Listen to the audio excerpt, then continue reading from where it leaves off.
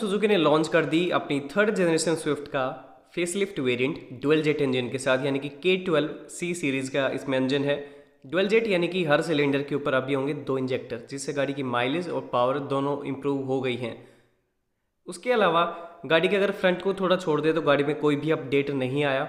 बस alloy wheels इसमें नए आ गए हैं, प्रिसीजन का डुअल टोन अलॉय व्हील्स इसके अंदर आए हैं 185 65 R15 साइज़ के।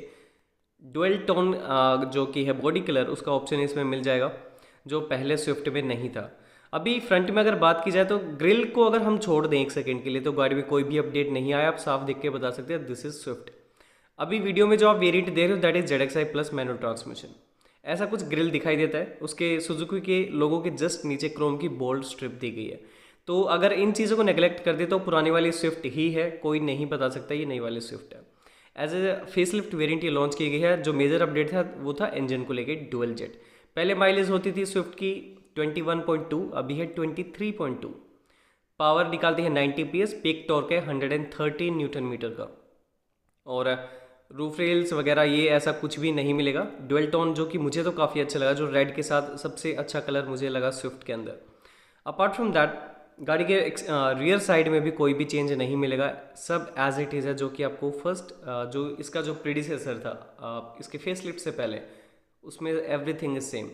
यहाँ पे जो भी है बहुत इंपॉर्टेंट पैरामीटर है बिल्ड क्वालिटी, लेकिन अगर उसे मैं 1 सेकंड के लिए साइड कर दूँ तो Swift is the best car in the market in its segment. पिछला लगभग 15-16 साल से भी ज़्यादा वक्त हो चुका है स्विफ्ट को, और अपनी सेगमेंट में लीड करती है। वजह हो सकती है इसके लुक्स। साइड से अभी गाड़ी का ये जो डिज़ाइन देखिए, काइंड ऑफ मिनी कूपर, जो मुझे पर्सनली लगता है, तो ये जो लुक है मुझे बेहद पसंद है स्विफ्ट के अंदर। और चलिए अब चलते हैं गाड़ी के अंदर। कुछ भी मेजर अपडेट नहीं है, वही सेम इंटीरियर है। थोड़ा बहुत MID में शायद ज़रूर इसका कोई कलर कॉम्बिनेशन चेंज हुआ है। मेरे पास की फोब नहीं था, मैं नहीं देख पाया, बट जितना भी था वो मैं आपको दिखा रहा हूँ वीडियो के अंदर। स्विफ्ट की MID मुझे बेहद पसंद है। इसका जो कलर कॉम्बिनेशन है, जो इसका डिज़ाइन है, 2 अलग अलग कंपार्टमेंट बने हुए हैं, मुझे सच में बेहद पसंद है स्विफ्ट का ये। और मेरे पास की फोब नहीं था, अदरवाइज मैं सारी चीज़ एक बार ऑन करके दिखा देता। सब वही सेम है, same build quality, everything is same, कोई मेजर अपडेट नहीं आया। टच स्क्रीन में ज़रूर आपको एप्पल कारप्ले का अभी जो फीचर है वो मिल जाएगा। ये पियानो फिनिश है टच स्क्रीन के आसपास है, जो कि काफ़ी अच्छी लगती है। और सेम एवरीथिंग इज सेम, वही पहले वाली स्विफ्ट है, नहीं बता पाओगे नई वाली है पुरानी वाली है, everything is same. Major update था इंजन को लेके, फ्रंट ग्रिल को लेके, वो मैंने आपको बता दिया। और ये नॉर्मल वही 12 वोल्ट का सॉकेट और एक USB ऑक्स का यहाँ पे पोर्ट दिया गया है। ये इसका AC से रिलेटेड वो छोटी सी डिस्प्ले है, और ये सब जो भी है आपको ऑलरेडी पता है, कोई नई चीज़ नहीं है। स्विफ्ट का डी कट मुझे बेहद पसंद है, और ये जो क्रोम का थोड़ा क्रोम काइंड ऑफ सिल्वर जो फिनिश दी गई है ये मुझे बेहद पसंद है। आई विश मैं अपनी ब्रेजा में ये लगवा पाता, लेकिन नॉट पॉसिबल। तो अगर किसी को आइडिया कि ये लगवा सकते हैं नहीं तो मुझे एक बार ज़रूर बताना। Is it possible to get it installed in Brezza even if after market. Driver side sunshade में इसके अंदर कुछ भी नहीं है। सनवाइजर के अंदर वही हेलोजन की लाइट्स दी गई हैं। लेफ्ट साइड में सिर्फ मिरर है, लाइट आपको नहीं मिलेगी। मेजर अपडेट्स गाड़ी के अंदर 2-3 ही आए, कोई मेजर अपडेट ऐसा आया नहीं है कि हाँ उन्हें मैं बता पाऊँ वीडियो में, ऐसा कुछ भी नहीं आया। कंट्रोल्स वगैरह डोर पे मिरर्स के सब सेम है। और अगर बात की जाए अब इसके मटेरियल की साइड में तो वो सॉफ्ट टच, आई थिंक कि पहले भी सॉफ्ट टच ही था, मैंने इतना डिटेल में पहले वाली स्विफ्ट नहीं देखी है। और हाइट सीट हाइट एडजस्टमेंट जो शायद टॉप वेरिएंट में ही आपको मिलेगी, this is ZXi plus manual transmission के अंदर। ऑटोमेटिक के अंदर आपको हिल होल्ड का फीचर मिल जाएगा, और ये है मैनुअल ट्रांसमिशन जिसकी माइलेज है लगभग 23.2 kmpl। Red plus black colour combination is late.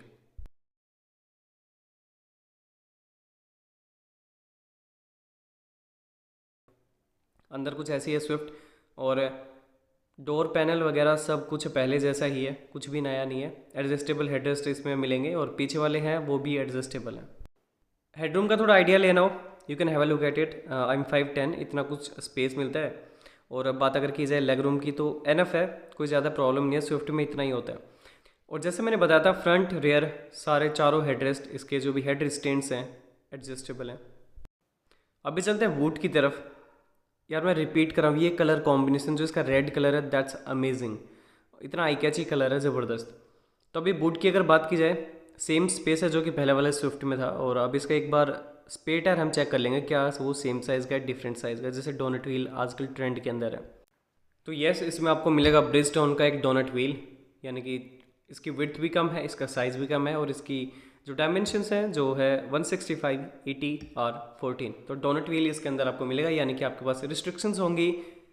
आप ज़्यादा स्पीड पे ज़्यादा टाइम तक इस स्पेयर टायर को लगा के गाड़ी नहीं चला पाओगे, आपके पास रिस्ट्रिक्शंस होती हैं।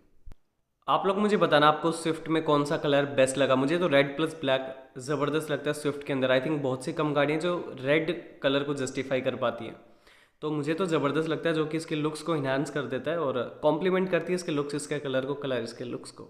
वही सेम सेफ्टी फीचर्स आपको मिलेंगे, 2 एयरबैग और ABS EBD, वो सारे फीचर्स इसके अंदर आपको मिलेंगे।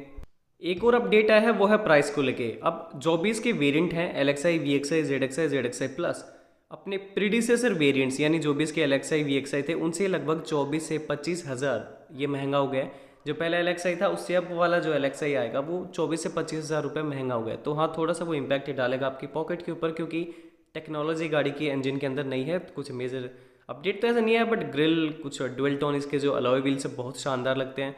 तो इन चीज़ों को लेके 24 से 25 हज़ार रुपये गाड़ी की प्राइस बढ़ गई।